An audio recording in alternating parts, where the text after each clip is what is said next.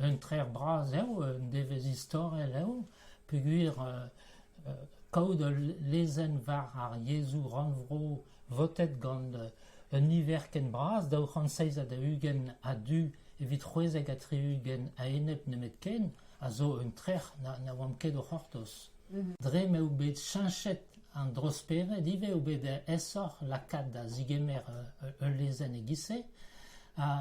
vraiment une affaire à bleustre, peogwir a lezen a jom lezen dre vraz, me meustra, naout ar ar zo bidigez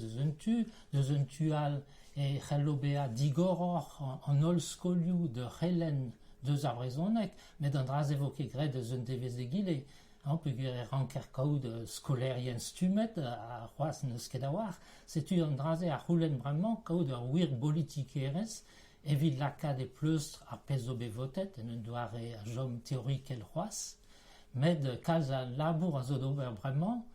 evit ma teufe frouez deus a lezenn-se.